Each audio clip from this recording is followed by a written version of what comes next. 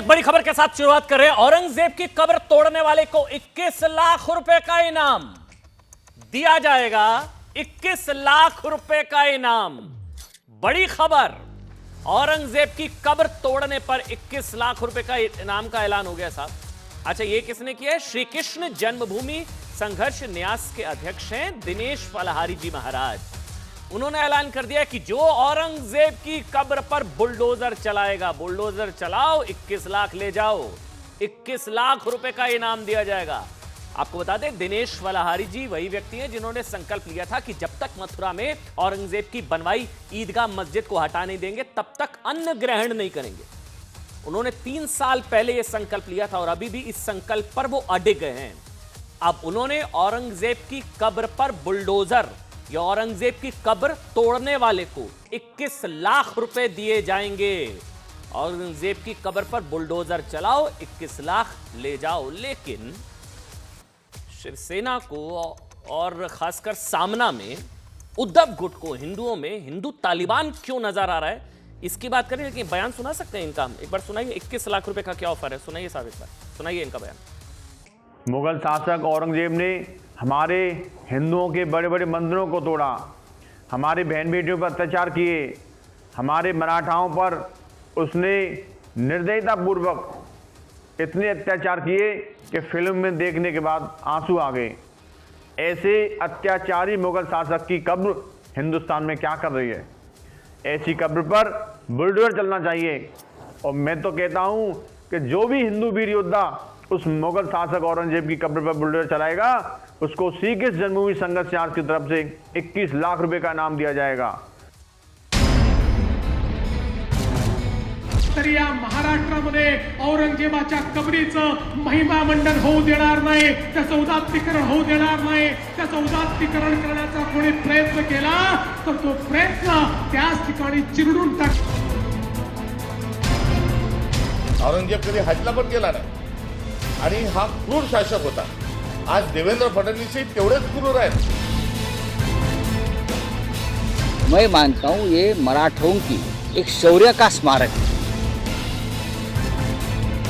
जो भी हिंदू वीर योद्धा उस मुगल शासक औरंगजेब की कब्र पर बुलडोजर चलाएगा उसको श्री कृष्ण जन्मभूमि संघर्ष न्यास की तरफ से 21 लाख रुपए का इनाम दिया जाएगा। संजय राउत राहुल गांधी जी के साथ मिलकर इस देश को तोड़ने की साजिश कर रहे हैं। वो चाहते हैं कि एक और पाकिस्तान बन जाए और जो दूसरा पाकिस्तान बनेगा उसका प्रधानमंत्री वो राहुल गांधी को बनाना चाहते हैं। तालिबान सरकार की बात कर रहे हैं। क्या उबाटा के नेता ये भूल गए तालिबान सरकार क्या होती है?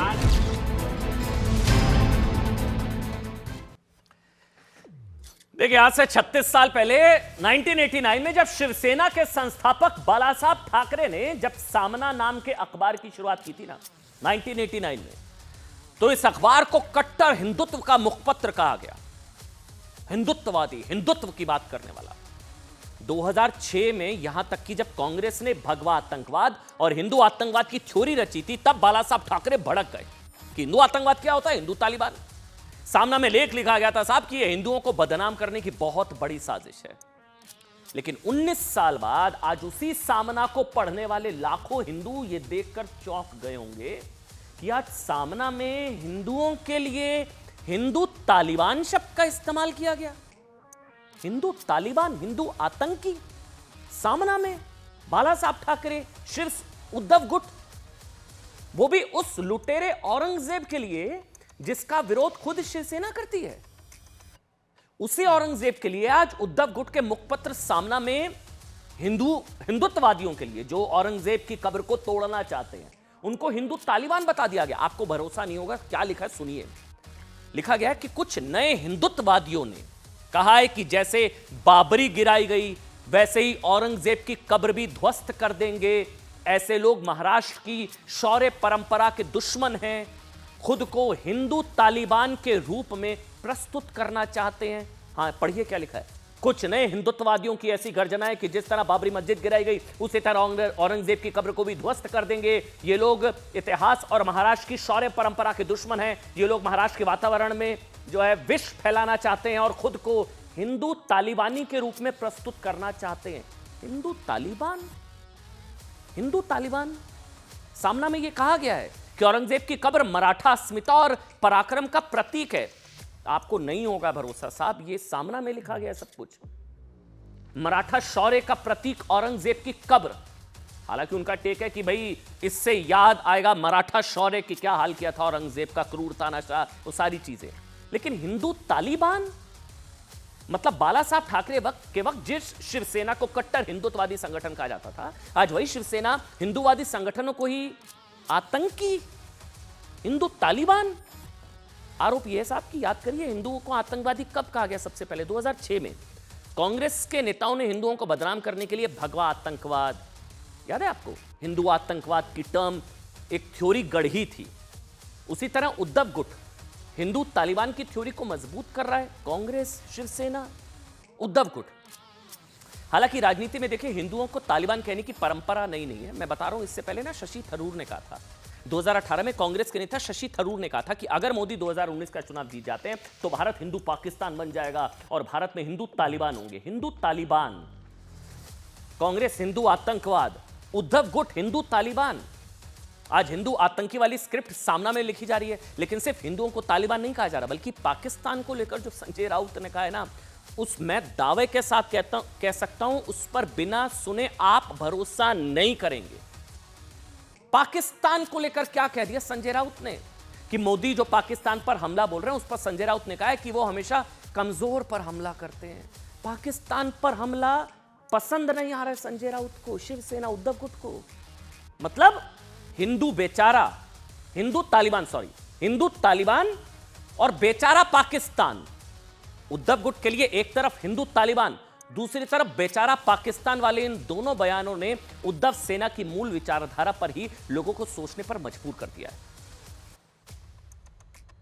मोदी जी ने पाकिस्तान पर हमला किया है, चीन पर करो ना हमला, पॉडकास्ट और पाकिस्तान पर हमला पॉडकास्ट के माध्यम से। प्रधानमंत्री जी कमज़ोर लोगों पर हमेशा हमला करते हैं, हमेशा जो कमज़ोर कड़ी होती है उनके ऊपर हमला करते हैं। अभी पाकिस्तान पर हमले हो रहे हैं, ये बलूच आर्मी के लोग, पाकिस्तान एकदम अत्यवस्थ हो गया है, तो मोदी जी ने यहाँ से पॉडकास्ट के ऊपर हमला कर दिया है। भाई चीन के ऊपर हमला करो, ट्रम्प ने आपका अपमान किया है, देश का अपमान किया है, उनके ऊपर हमला करो, पाकिस्तान तो खत्म हो गया। 1947 में भारत को तोड़ने का एक ख्वाब मोहम्मद अली जिन्ना ने देखा था और उसी तरह का एक ख्वाब राहुल गांधी के साथ मिलके और संजय राउत देख रहे हैं। और राहुल गांधी जी के साथ रहते रहते राहुल गांधी जी का जो राहु है वो उद्धव ठाकरे जी के परिवार और पार्टी पे आ गया है। संजय राउत राहुल गांधी जी के साथ मिलकर इस देश को तोड़ने की साजिश कर रहे हैं। किशोर तिवारी साहब हमारे साथ शिवसेना से, उद्धव गुट से और अजय आलोक भारतीय जनता पार्टी के राष्ट्रीय प्रवक्ता। अजय भाई बहुत बहुत स्वागत, तिवारी जी बहुत बहुत स्वागत। आचार्य प्रमोद कृष्णम भी हमारे साथ हैं, आचार्य जी स्वागत। और अनुराग भदौरिया आपका समाजवादी पार्टी से, अनुराग भाई आपका बहुत बहुत स्वागत। तिवारी जी, हिंदू तालिबान, हिंदू आतंकी, क्या हो गया आप लोगों को? ये संगति का असर है क्या? हिंदू तालिबान तिवारी जी। नहीं, मैं आचार्य प्रमोद कृष्णन है तो उनकी आज जो इंटरव्यू दिया उसका मैं अभिनंदन करता हूं कि उन्होंने कहा कि यार एक कबर ढूंढ के ये कबर क्या ला रहे हो? 400 साल पहले की कबर। जिस प्रकार की समस्याओं से महाराष्ट्र गुजरा है, हिंदू तालिबान, मेरे को ज्ञान सुनना ही नहीं है साहब। हिंदू तालिबान, हाँ या ना? या गलती हुई माफी मांगिए। हिंदू तालिबान, हिंदू आतंकी आप लोगों के लिए? अरे भाई, वो जो तालिबानी आतंकी है उससे ज्यादा कट्टर हिंदुत्व आतंकवाद लाना चाहते हैं देवेंद्र फडणवीस। यहाँ हिंदू तालिबान से भी खतरनाक हो गए, ठीक? हाँ, मैं बोल रहा हूँ। और ये महाराष्ट्र में चलेगा नहीं। ये कहते हैं कि कबर उखाड़ के फेंक देंगे, एएसआई के सुरक्षित कबर उखाड़ के फेंक सकते। आपको पता है यही भाषा जब कांग्रेस ने बोली थी, बाला साहब कितना गुस्सा हुए थे? आज क्या बाला साहब की आत्मा कितनी दुखी होगी आप लोगों को आपको एहसास है? आप कह रहे हैं हिंदू तालिबान से भी डेंजरस, हिंदू तालिबान से भी खतरनाक। क्या आपको अंदाजा है आप क्या कह रहे हैं? मैं हिंदू कट्टरवाद के बारे में बात कर रहा हूं, जो नहीं, हिंदू तालिबान आपने बोला, हिंदू तालिबान से भी खतरनाक। सामना में हिंदू तालिबान लिखा हुआ है। अरे भाई, सामना का जो मतितार्थ है वो मैं बता रहा हूं ना। हाँ, ये सामना कोई संजय राउत का खुद का नहीं है। संजय राउत ये हमारी ऑफिशियल लैंग्वेज पार्टी की बताते हैं, और संजय राउत ने जो कुछ तो लिखा हिंदू है, तालिबान गलत का है, सामना में गलत छपा है हिंदू तालिबान। अरे महाराष्ट्र की जनता की यही भावना है कि तुम बुनियादी समस्याओं को छोड़कर कब्र ढूंढने बैठे हो। हाँ, तो क्यों मुगलों छापा की फिर? कब्रें क्यों छापा फिर? निकाल। क्यों छापा फिर? क्यों छापा? हिंदू तालिबान, हिंदू तालिबान से भी खतरनाक। मैं तो आज डंके की चोट पर कहता हूं, इतना बेशर्म बयान है कि बाला साहब की आत्मा दुखी होगी कि क्या हो गया उद्धव गुट को। अरे भाई, पार्टी हम चला रहे हैं। हाँ, महाराष्ट्र में जिस तरीके का जहर बीजेपी घोल रही है वो हम देख रहे हैं। तुमको बाला साहब की इतनी चिंता क्यों है? नहीं, आप लोगों को नहीं है अब, ठीक, अच्छी बात है, आप लोगों को नहीं है। हम करने को अच्छा, एक चीज बताइए, अगर ये मतलब ये बाला साहब के ओजस्वी भाषणों को भी क्या जहर की श्रेणी में रखते हैं आप लोग? जो ओजस्वी भाषण थे उनका, कि उन्होंने कहा बाबरी गिराई, हमको गर्व है इस बात पर, वो भी क्या जहर की श्रेणी में आता है किशोर जी?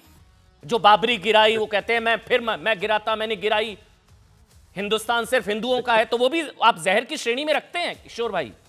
अरे भाई, एक आराध्य जो हमारे प्रभु रामचंद्र है, उनकी औरंगजेब की बात कर रहे हैं आप?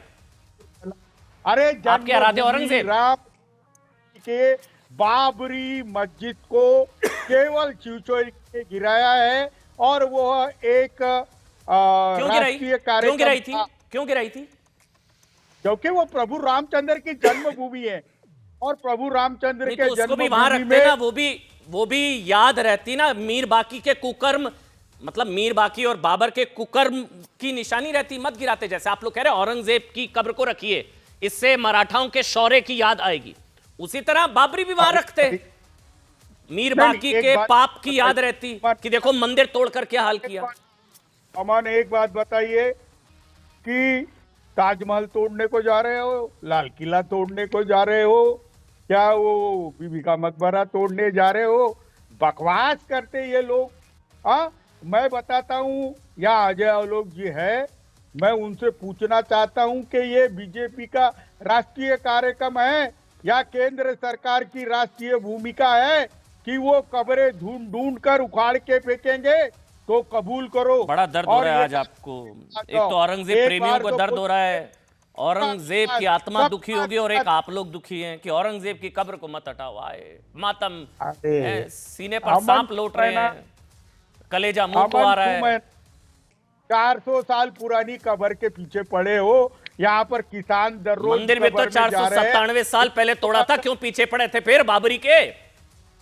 497 सालों का 497 साल पहले। चलिए अजय आलोक, अब तो लाइन क्लियर है मेरे ख्याल से। अजय भाई हो गया, तिवारी जी हो गया। अजय आलोक कह रहे हैं हिंदू तालिबान से भी डेंजरस है साहब, हिंदू तालिबान आतंकवादियों से भी खतरनाक है हिंदू। और ये मैं बार बार कह रहा हूं, किशोर तिवारी उद्धव गुट के ऑफिशियल स्पोक्स पर्सन, बहुत सीनियर लीडर हैं तिवारी जी, उनकी बात मतलब उद्धव जी की बात होती है, बहुत सीनियर लीडर हैं, और वो कह रहे हैं हिंदू जो है तालिबान से भी डेंजरस है।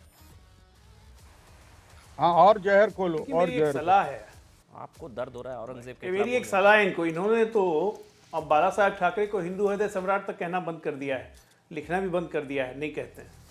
मेरी एक सलाह है तिवारी जी, शिवसेना बेकार रखते हैं अपना नाम, अब शिवसेना हटा के सुन्नी सेना नाम कर लीजिए, कम से कम कुछ वोट बचा रहेगा। सुन्नी सेना नाम कर लो अपना, वो ज्यादा बेटर रहेगा। आप जहाँ हो वहीं तो तालिबान है, अगर हिंदू तालिबान होता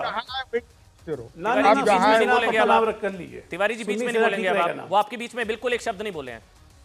आपको बेशक बुरा लगे औरंगजेब के खिलाफ बोलने पर, आप चुप रहेंगे, आप अपने दिल पर पत्थर रखेंगे। वो औरंगजेब के खिलाफ बोलेंगे, आपको बुरा लगेगा, आप चुप रहेंगे, आप बीच में नहीं बोलेंगे, आपको सुनना पड़ेगा औरंगजेब के खिलाफ। बोलिए आप अजय आलोक, और बीच में नहीं बोलेंगे आप। तिवारी जी प्लीज, तिवारी जी बीच में नहीं बोलेंगे आप, ऑडियो बंद प्लीज, एक एक करके। आप सीनियर हैं, वो भी सीनियर हैं। बोलिए अब आप अजय आलोक। हिंदू तालिबानी अगर होता ना, भी तालिबान से भी हिंदू डेंजरस। तालिबानी होता ना, तो अभी तक काशी पीठ और मथुरा का केस नहीं लड़ रहे होते। हिंदू तालिबानी होता ना, तो ये देश, ये जो तथाकथित सेकुलर कंट्री बना हुआ है, ये सेकुलर नहीं रहता। हिंदू तालिबान अगर होता ना, तो बहुत सारे चीज ऐसे ऐसे हो जाते जो इस देश में कभी नहीं हुए थे। हिंदू तालिबान ना कौन कह रहा है? बाला साहेब ठाकरे की पार्टी। इसलिए मैंने कहा कि सुन्नी सेना नाम कर लो। शिव लगाने की जरूरत नहीं है, भगवान शिव का अपमान है। जहां तक रही औरंगजेब की बात, हमारे लिए वो आक्रांता था, आक्रांता है, आक्रांता रहेगा। अद्भुत है, ये वीर शिवाजी महाराज की पराक्रम की तुलना औरंगजेब की मजार से कर रहे थे। इससे ज्यादा घटिया बात महाराष्ट्र और मराठियों के आत्मसम्मान के लिए क्या होगी कि वीर शिवाजी या संभाजी महाराज की पराक्रम की तुलना औरंगजेब के मजार से किया जाए? ये पागल हो गए हैं क्या? ये संजय रावत, दिमाग खराब हो गया है इनका। और अभी देखिएगा, ये हरा कुर्ता बैठे हुए हैं, ये भी औरंगजेब के शान में कसीदे पढ़ेंगे। इन लोगों के दिमाग में पता नहीं क्या घुस गया है कि इस देश में खाली मुसलमान ही रहेंगे भाई। क्या मतलब कुछ भी बोलते हैं, हिंदू तालिबान, हिंदू तालिबान, हिंदू आतंकवाद की भगवा आतंकवाद। 2009 में राहुल गांधी अमेरिकन को बोल रहे थे, 2006 में पार्लियामेंट में खड़े होकर गृह मंत्री शिंदे ने कह दिया भगवा आतंकवाद, और अब हिंदू तालिबान। तो अगर बन गया ना, तो सबसे पहले ऐसे ऐसे जयचंदों को ही खत्म करना पड़ेगा अगर हिंदू तालिबान बन गया तो।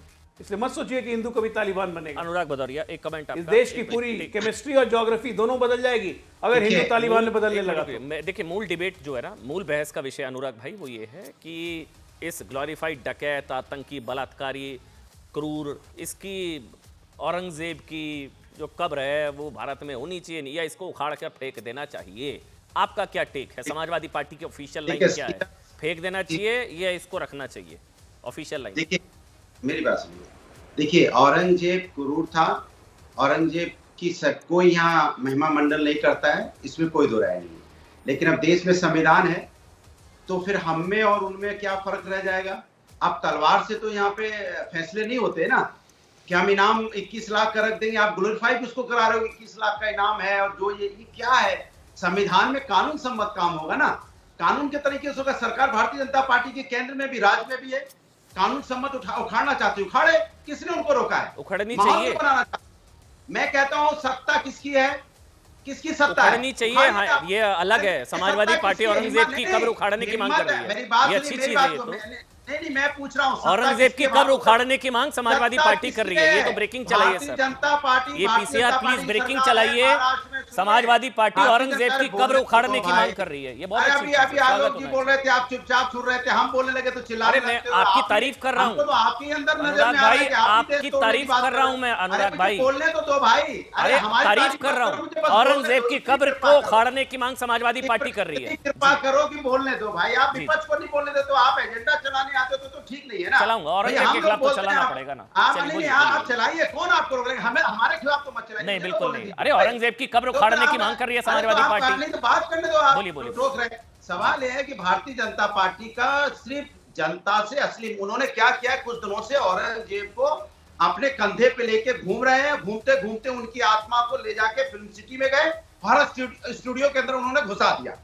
अब स्टूडियो में औरंगजेब की आत्मा इतनी तेज तेज चिल्ला रही है, हर डिबेट में आके औरंगजेब की आत्मा को उन्होंने जिंदा कर दिया है और कह रहे थे कि औरंगजेब अब जिंदा है, औरंगजेब की बात हो रही है। भैया, यहाँ किसान है, महिला है, सब परेशान है लोग, महंगाई, बेरोजगारी, इसमें चर्चा नहीं। औरंगजेब इनको इतना प्रिय हो गया है, औरंगजेब के सुबह शाम नाम ले रहे हैं। वाह भैया, औरंगजेब से इतना प्यार हो गया कि उनकी नीतियों को अपना लिया है क्या? कि जो तानाशाही औरंगजेब करता था वही तानाशाही आप अपनाना चाहते हो क्या? इसके हमें तो ये लग रहा है कि आप उससे प्रभावित हो गए और वो तानाशाही अपनाना चाहते हो। आप संविधान का सम्मान नहीं करना चाहते। अनुराग भाई, एक चीज बताऊं, अभी एक ब्रेकिंग आई है। अभी अगर ये औरंगजेब कर रहे हैं तो औरंगजेब की आत्मा ला रहे हैं ये। अब अखिलेश जी सालार गाजी कर रहे हैं। उन्होंने वो कह दिया उसका जो मेला होता है संबल में, और उसका महिमा मंडन कर दिया सालार गाजी। तो गाजी की आत्मा वहां घुस गई है क्या? सालार गाजी पता है ना आपको, संबल वाला मेला। तो आपको कोई शक है क्या उसमें? अरे सुन, भारतीय जनता पार्टी से सालार गाजी की आत्मा घुस गई, अखिलेश औरंगजेब की आत्मा घुसी हुई है सुन्नी सेना में। बर्बाद मत करो, समय कम होता है। आपकी बात मैंने सुनी, ठीक बात है। हाँ बोलिए। देखिए, भारतीय जनता पार्टी के साथ दिक्कत होगी, कभी सीए को उछालेंगे, कभी यूसीसी उछालेंगे, कभी एनआरसी उछालेंगे, कभी वक्फ बोर्ड को लाएंगे, कभी संबल लाएंगे, कभी औरंगजेब को लाएंगे। ये सब चीजों को जिंदा कर करके जनता का अच्छा, ध्यान चलिए। भटका रहे ठीक हैं। है। इनको करना कुछ नहीं है, ठीक है, नहीं सत्ता करना। आपकी है। ठीक है। नहीं, सत्ता आपकी है, आप सब काम यहाँ पे संवैधानिक के अनुसार करेंगे ना। करें। सब काम यहाँ पे ये आप बहुत बड़ी खबर है। संवैधानिक करें, संस्थाओं को मानते नहीं मानते? संवैधानिक रूप से औरंगजेब की कब्र उखाड़ फेंको, बकौल अनुराग भदौरिया समाजवादी पार्टी। संवैधानिक तरीके से औरंगजेब की कब्र उखाड़ फेंको, ये मांग है, ये ऑफिशियल लाइन है, ये बड़ी चीज है। अगर समाजवादी पार्टी ये भारतीय जनता पार्टी को कुछ नहीं करना है, डिबेट कराना बैठा के। एक मिनट, तिवारी जी की भी यही मांग है, कोई लेना देना तिवारी नहीं। जी की भी यही मांग है। तिवारी जी कोई कुछ लेना कह रहे देना हैं, नहीं है। तिवारी जी भी कुछ कह रहे हैं। किशोर तिवारी, आपने जो औरंगजेब की कब्र को उखाड़ने वाले अगर हिंदू तालिबान है, आप ही ने कहा है ना, मतलब सामना में कहा, मतलब सामना मतलब आप लोगों ने कहा। मेरी बात पूरी सुनो। हाँ, ये जो हिंदू मुसलमान का जहर फैला रहे हैं और यह कट्टर हिंदुत्ववादी पैदा कर रहे हैं, वो देवेंद्र फडणवीस तरीके नेता ही तालिबान है, ये बात हम कर रहे हैं। आपको पता मैं बाला अभी साहब क्या बता कहते थे? आई एम मैड हिंदू, मैं कट्टर हिंदू हूं। मैं तो अरे हैरान मेरी- हो रहा हूं। वो कहते थे I am mad Hindu, I am अरे कट्टर तो ये हिंदू। लोग सुन्नी सेना के हैं भाई। बाला साहब कहते थे, सम्मानित अमन भाई, ये लोग स्वर्गीय सुन्नी बाला सेना साहब के जी। हैं। अरे अमन, मेरी बात सुनो, मैं कह रहा हूँ आप कांग्रेस अगर में आ गए हैं अरे तिवारी अब जी, ये आप लोग बता है ही ही नहीं नहीं शिवसेना, ये लोग सुन्नी सेना हो चुके अरे हैं। बोलने तो दो।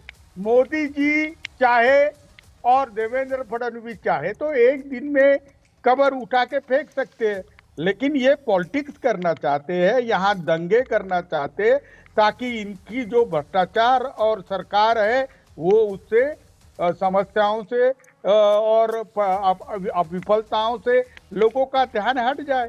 आप समझते क्यों नहीं? अच्छा, अमन, मैं एक चीज बस मुझे समझा दीजिए तिवारी जी, क्योंकि बाला साहब और आप लोग कहते थे बाबरी तोड़ने का हमें गौरव है, शौर्य दिवस मतलब गौरव है, और आप लोग बोलते थे।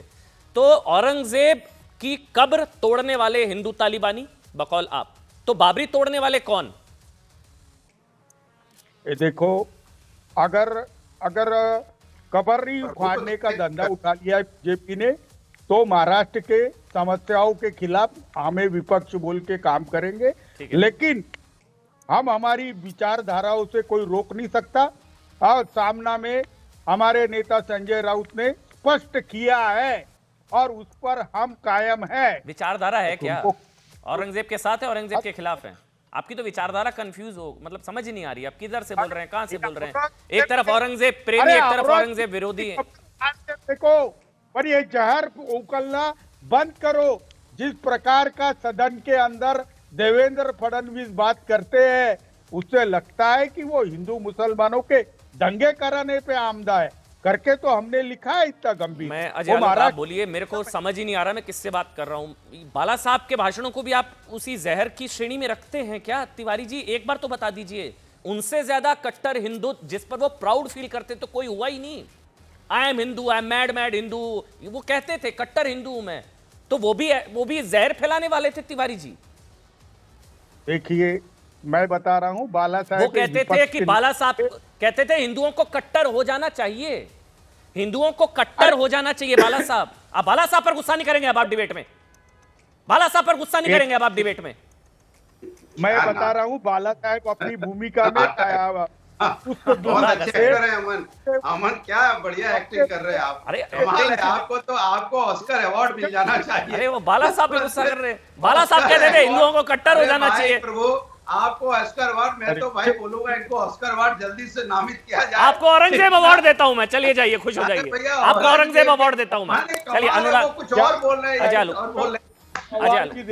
अजय आलोक, अवार्ड भी, अब हाँ, अवार्ड औरंगजेब अवार्ड भी मिलेगा, बिल्कुल। देखिए, ऐसा है, लाइन क्लियर हो गई मेरे ख्याल से, अब तो आप चैप्टर क्लोज है, वो बता अमन, दिया। आप बिना मतलब, मैं बार बार कह रहा हूं तिवारी जी बहुत सीनियर हैं। अमन वही कह रहा हूँ, तिवारी जी मतलब उनका बयान मतलब उद्धव जी का बयान, वो कह रहे हिंदू तालिबान से ज्यादा खतरनाक है। अजय आलोक जी अब आप बोलेंगे, मैं आचार्य जी के पास जाऊंगा। मैं आपको बता रहा हूँ, ये आज कह रहे हैं कि हिंदू तालिबान से ज्यादा खतरनाक है। आपके बगल में हरा कुर्ता वाला ऑलरेडी कार सेवकों पे गोलियां चलवाने में अपने आप को फक्र महसूस करते हैं। तो बाकायदे से अपना शिवसेना यूबीटी हटा के सुन्नी सेना कर लीजिए, वो परफेक्ट रहेगा आपके लिए। इनकी विचारधारा मर चुकी है और इसीलिए ये राजनीतिक रूप से मर चुके हैं। सच्चाई तो ये है।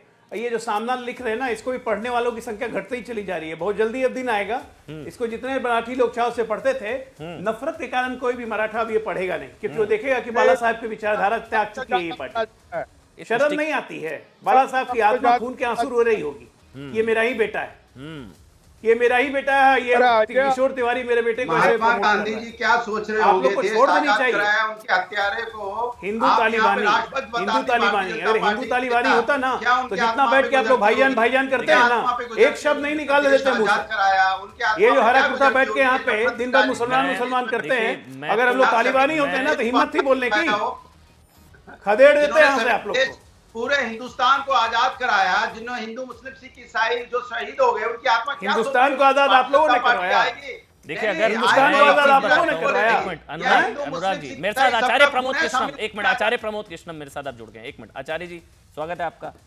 आपने तो अलग ही लकीर खींच दी, ये पाकिस्तान बनाना चाह रहे हैं राहुल गांधी, उस पाकिस्तान का प्रधानमंत्री बनना चाह रहे हैं संजय राउत और राहुल गांधी जिन्ना के प्लान पर काम कर रहे हैं, ये क्या क्या बोला आपने? ये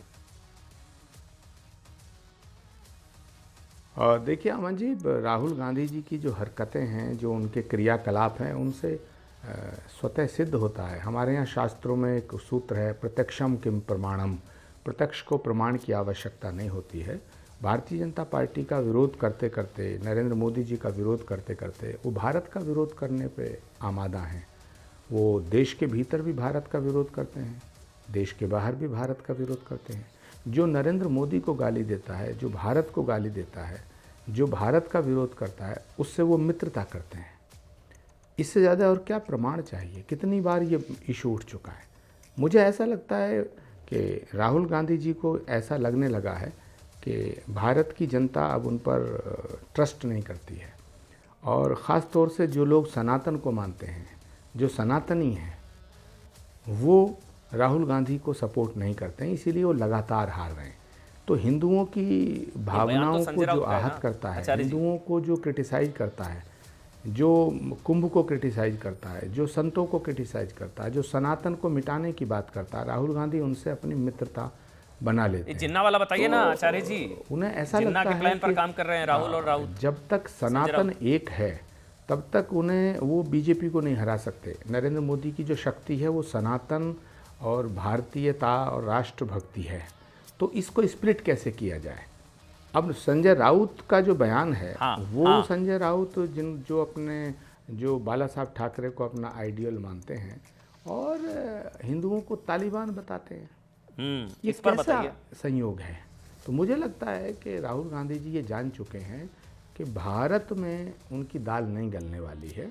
ख़ास तौर से उन्होंने हिंदुओं की इतनी मुखालफत, इतना विरोध किया है, चाहे वो राम मंदिर का इशू हो, चाहे वो काशी का इशू हो, चाहे वो मथुरा का इशू हो, चाहे वो श्री कल्की धाम का इशू हो, संभल का इशू हो, 370 का इशू हो। आचार्य जी, तो उन्होंने इतना अपने आप को, इतना वो आगे चले गए हैं कि अब भारत में उनकी दाल नहीं गलेगी। इसलिए भारत सत्ता पाने के लिए क्या किया जाए? मोहम्मद अली जिन्ना ने क्या किया था? उसने जब देख लिया था कि भाई भारत की जो जनता है वो तुझको प्राइम मिनिस्टर के रूप में एक्सेप्ट नहीं करेगी, तो देश तोड़ दिया। ऐसे ही इसी थ्योरी पे संजय राउत और राहुल गांधी चल रहे हैं, मुझे ऐसा लगता है। मतलब आप कह रहे हैं देश तोड़ना चाह रहे हैं, पाकिस्तान बनाना चाह रहे हैं संजय राउत और राहुल गांधी मिलकर, लेकिन शिवसेना को क्या हुआ है? अगर आप समझा दें मुझे को, शिवसेना को हुआ क्या है? शिवसेना मतलब उद्धव गुट को, हिंदू तालिबान, कमजोर पाकिस्तान, बेचारा पाकिस्तान, कि पाकिस्तान कमजोर है इसलिए मोदी जी बेचारे पर, कमजोर पाकिस्तान, उस पर हमला करते हैं। हुआ क्या है उद्धव गुट को? हिंदू तालिबान, बेचारा पाकिस्तान। आचार्य जी, बाला साहब अजय भाई ठाकरे जी की आत्मा आज बहुत रो रही होगी कि जिस सामना में छत्रपति शिवाजी महाराज के शौर्य की बात होती थी, जिस सामना में महाराणा प्रताप के बलिदान की बात होती थी, गुरु गोविंद सिंह जी की बात होती थी, हिंदू की बात होती थी, हिंदू राष्ट्र की बात होती थी, सनातन की बात होती थी, उस सामना में आज हिंदुओं को तालिबान कहा जा रहा। पहली बात, क्यों कहा जा रहा? क्योंकि हिंदुस्तान के मुसलमानों को ये बताना चाहते हैं संजय राउत कि ये हिंदुस्तान अब हिंदुओं का हो चुका है, तुम्हारा नहीं है। तो वो ये बात कह के मुसलमानों को हिंदुओं से दूर कर रहे हैं, लेकिन हिंदुस्तान से भी दूर कर रहे हैं। इसीलिए तो मैं कहना चाहता हूँ, इसीलिए मैं कह रहा हूँ कि राहुल गांधी जी का जो राहुल है, हिंदू तालिबान वाली की है कि वो उद्धव ठाकरे जी की पार्टी और उनके परिवार पे बैठ गया है और उसका प्रभाव दिख रहा है। संजय राउत जैसा व्यक्ति जो सामना में हिंदुओं को तालिबान कह रहे हैं, लेकिन जो मांग उन्होंने की है आचार्य जी, वो औरंगजेब की कब्र हटाने की मांग करने वालों के लिए की है, हिंदुस्तान से अलग करके एक नया मुल्क बना। नहीं, मेरा सवाल ये है कि आप बोल लीजिए, कंप्लीट कर लीजिए, आप कंप्लीट कर लीजिए। हाँ, मेरा सवाल ये है कि जो उन्होंने मांग की हिंदू तालिबान वाली, वो औरंगजेब की कब्र हटाने वालों के लिए हिंदू तालिबान, जो औरंगजेब की कब्र हटाने की मांग कर रहे हैं वो हिंदू तालिबान। एक आखिरी सवाल जल्दी से, वो हिंदू तालिबान। देखिए, उनका जो लिखने का तरीका है और उस तरीके के पीछे जो उनकी नीयत है, उनकी नीयत साफ है। उनकी नीयत है कि मुसलमानों को डराओ कि हिंदुस्तान अब आपका देश नहीं रहा। तो ये तो एंटी नेशन बात हो गई। वो अफवाह फैलाना चाहते हैं। वो हिंदुओं को तालिबान बता करके ये कहना चाहते हैं कि भाई मुसलमानों तुम सावधान हो जाओ। ठीक है। तो जो मोहम्मद अली जिन्ना की थ्योरी क्या थी कि मुसलमानों को डराया और कहा कि भाई हमें एक देश चाहिए, और उस देश का प्रधानमंत्री बन गए। तो मुझे लगता है संजय राउत भी ये चाहते हैं कि इस हिंदुस्तान में अब राहुल गांधी प्रधानमंत्री नहीं बन सकते हैं, तो एक नया देश बनाया जाए और उस नए देश के प्रधानमंत्री राहुल गांधी को बनाया जाए। चलिए, तो कांग्रेस से क्लैरिफाई कर सकती है चल रहे हैं कि दूसरा पाकिस्तान बनाना चाह रही है कांग्रेस। सोचा था, जब जिन्ना ने सोचा था तो उसको भी बड़ा टाइम लगा, उसकी बहुत सालों पहले की वो सोच होगी ये। तो जो आज संजय राउत सोच रहे हैं वो भारत के टुकड़े करने वाली बात है। और मुझे लगता है कि राहुल गांधी के संपर्क में और राहुल गांधी जी के साथ रहते हुए संजय राउत भी अपनी दिशा खो चुके हैं, और अब जो वो दिशा ले चुके हैं वो दिशा देश के खिलाफ है। नहीं, पता नहीं मेरे को, लेकिन दूसरा पाकिस्तान बनाना चाह रहे हैं राहुल गांधी और संजय राउत, दूसरा पाकिस्तान। शुक्रिया आप सबका, अजय आलोक आपका, आचार्य जी आपका।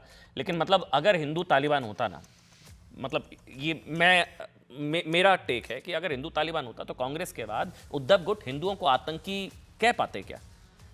अगर हिंदू आतंकी होता तो 70 साल रामलला टेंट में रहते क्या? हिंदू आतंकवादी, हिंदू तालिबान, मतलब अगर हिंदू आतंकवादी होता तो क्या राम मंदिर बनाने के लिए 497 सालों का इंतजार हिंदू करता क्या? अगर हिंदू आतंकवादी होता तो क्या कमलेश तिवारी या कन्हैया होता? अगर हिंदू आतंकवादी होता तो क्या काशी मथुरा के लिए इंतजार होता? मतलब अगर हिंदू आतंकवादी होता तो क्या कश्मीर में नरसंहार होता?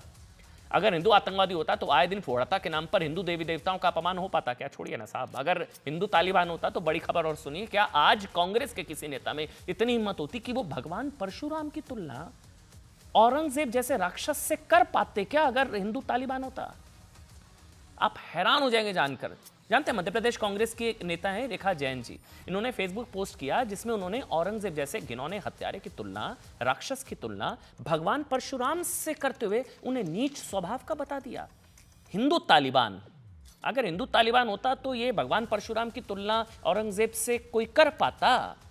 रेखा शर्मा ने लिखा कि परशुराम औरंगजेब से भी ज्यादा क्रूर थे और जातिगत घृणा के प्रतीक थे। इसके अलावा रेखा शर्मा ने यह भी कहा कि हिंदुत्व की बीमारी ज्यादा खतरनाक है।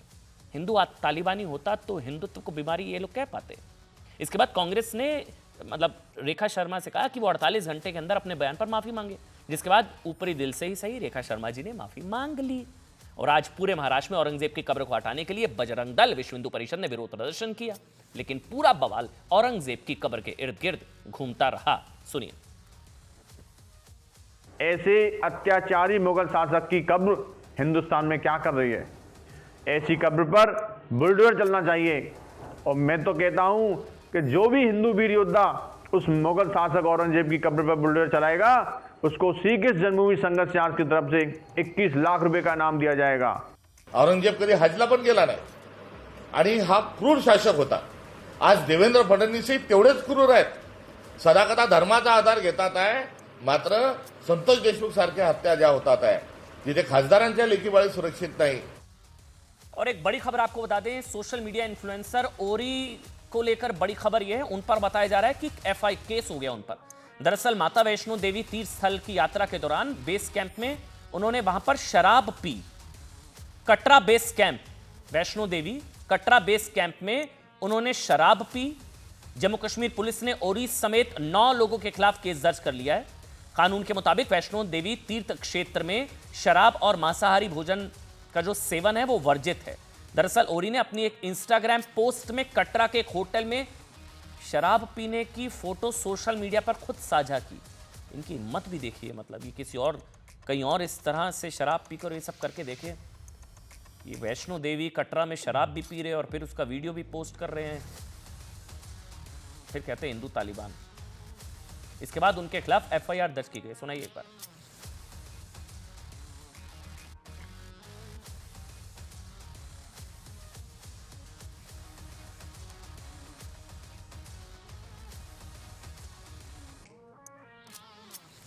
आगे बढ़ेंगे और अब बात करेंगे वक्फ बिल की। वक्फ बिल को लेकर किस तरह से खून बहाने की धमकी दी जा रही है ना, अब बात इसकी।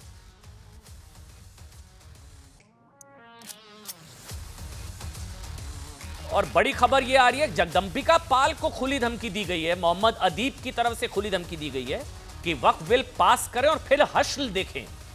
ये एक बड़ा बयान उनकी तरफ से दिया गया है, क्योंकि जेपीसी के चीफ जगदंबिका पाल उनको लेकर कहा है कि वक्फ बिल को लेकर के वो एक बार पास करें और फिर देखें। जगदंबिका पाल और इसके अलावा तमाम दूसरे ने, सुनाइए एक बार बयान सुनाइए।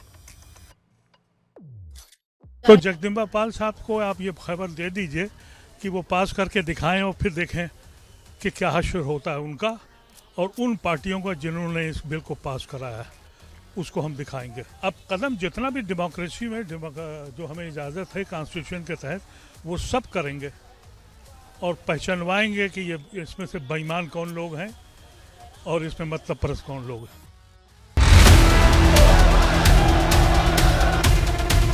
हर लड़ाई के लिए कुर्बानी की जरूरत होती है। आप लड़ाई लड़ेंगे और आराम से बैठे रहेंगे, काम नहीं होगा। वक्फ बिल को लाकर कानून बनाने की जो कोशिशें कर रही है, उनका मकसद एक ही है कि इस मुल्क में अमन को खराब किया जाए। जहाँ खून की जरूरत होगी वहाँ खून देंगे, और जहाँ आपको लड़ने की जरूरत होगी हम आपको अहली सफ के अंदर नजर आने का काम करेंगे। ये केवल सियासी तकरार है, लोगों के मन में गुमराह किया जा रहा है, सरकार के प्रति केवल एक विरोध करने के लिए कहा जा रहा है।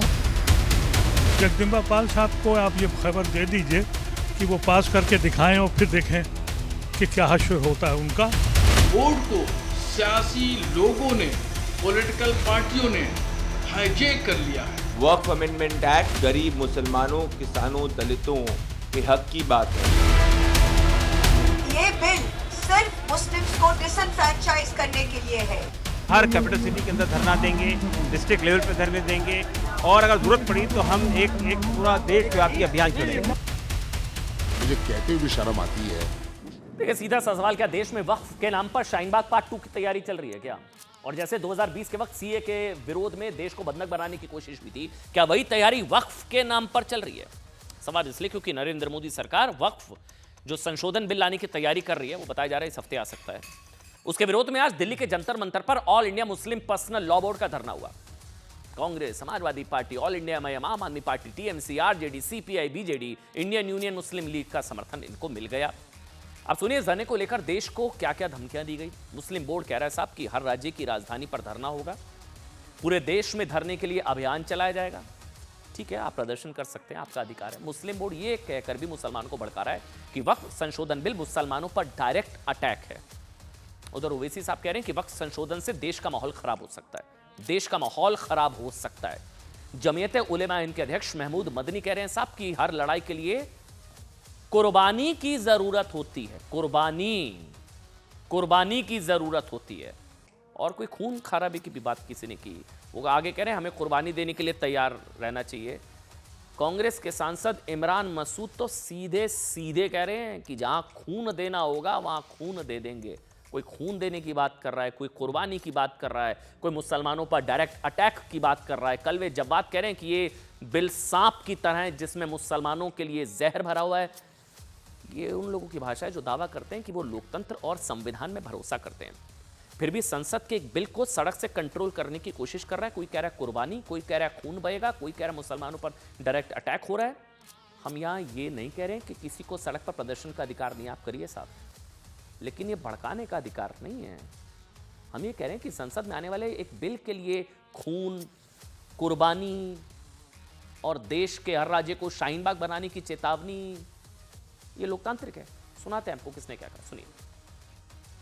वक्फ बिल को लाकर कानून बनाने की जो कोशिशें कर रही है, उनका मकसद एक ही है कि इस मुल्क में अमन को खराब किया जाए। हर कैपिटल सिटी के अंदर धरना देंगे, डिस्ट्रिक्ट लेवल पे धरने देंगे, और अगर जरूरत पड़ी तो हम एक पूरा देशव्यापी अभियान चलाएंगे। हर लड़ाई के लिए कुर्बानी की जरूरत होती है।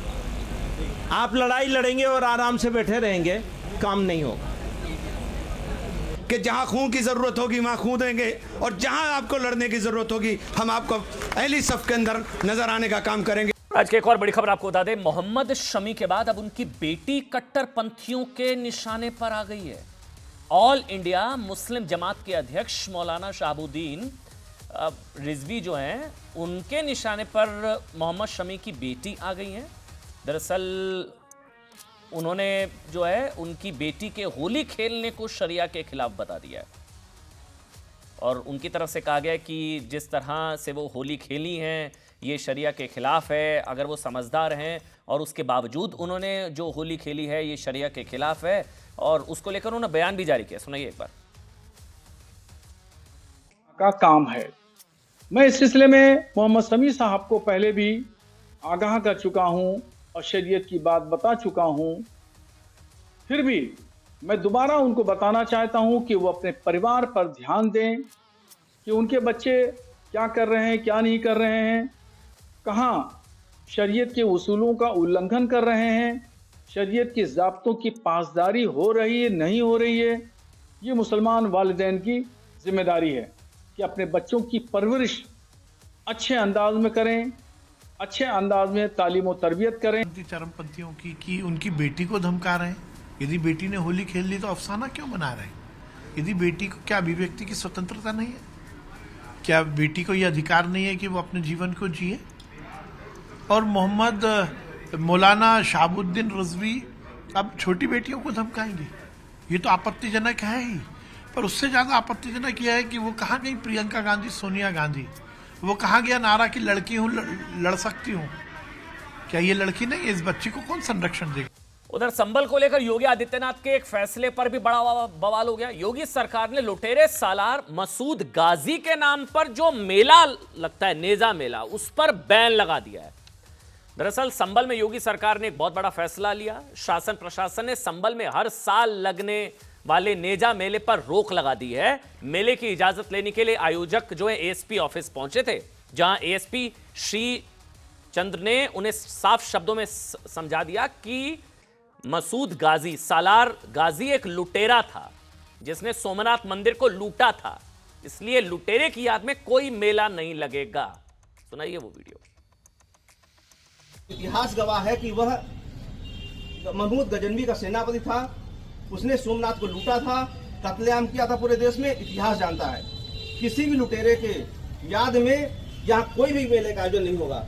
अगर किसी ने यह अवैध कृत्य करने की कोशिश की, कठोर कार्रवाई होगी, आप निश्चिंत रहिएगा। किसी भी लुटेरे, फिर कह दूं, किसी भी लुटेरे के प्रति आप अगर कहेंगे कि ये बहुत अच्छा है, बड़ा अच्छा दर्जा वाला है, तो बिल्कुल नहीं माना जाएगा। देश के प्रति जिसने भी अपराध किया है उसका साथ कोई देगा, वो भी देशद्रोही है। तो इसीलिए परंपरा नहीं, पूरी तिथि जो चली आई थी, आप लोग अज्ञानता में अगर कर रहे थे तो अज्ञानी थे, लेकिन अगर जानबूझ के कर रहे थे तो देशद्रोही थे।